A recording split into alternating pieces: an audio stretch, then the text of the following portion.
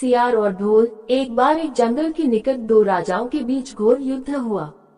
एक जीता दूसरा हारा। सेनाएं अपने नगरों को लौट गईं। बस सेना का एक ढोल पीछे रह गया। उस ढोल को बजा बजाकर सेना के साथ गए भागवचारण रात को वीरता की कहानियां सुनाते थे।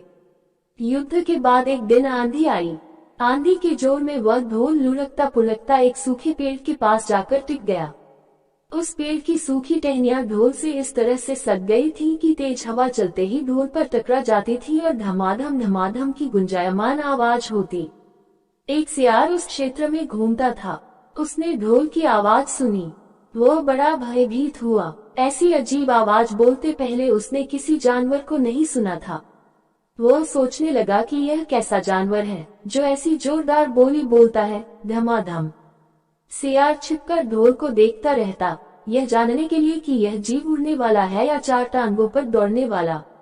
एक दिन सियार झाड़ी के पीछे छुपकर ढोल पर नजर रखे था। तभी पेड़ से नीचे उतरती हुई एक गिलहरी कूदकर ढोल पर उतरी। हल्की सी धम की आवाज भी हुई। गिलहरी ढोल पर बैठी दाना कुतरती रही। सियार बड़बड़ाया, ओह, तो यह कोई हिंसक जीव नहीं है, मुझे भी डरना नहीं चाहिए। सियार फूंक फूंक कर कदम रखता ढोल के निकट गया। उसे सूंघा। ढोल का उसे न कहीं सिर नजर आया और न पैर। तभी हवा के झोंके से टहनियां ढोल से टकराईं। धम की आवाज हुई और सियार उछलकर पीछे जा गिरा। अब समझ आया। सियार उठने की कोशिश करता हुआ बोला, यह तो बाहर का खोल है। जीव इस खोल के अंदर है। आवाज बता रही है कि जो कोई जीव इस खोल के भीतर रहता है वह मोटा ताजा होना चाहिए, चर्बी से भरा शरीर। तभी ये धम धम की जोरदार बोली बोलता है। अपनी मान में घुसते ही सियार बोला, ओ सियारी, दावत खाने के लिए तैयार हो जा। एक मोटे ताजे शिकार का पता लगाकर आया हूँ। सियारी पूछने लगी, तुम उसे मारकर क्यों नहीं लाए?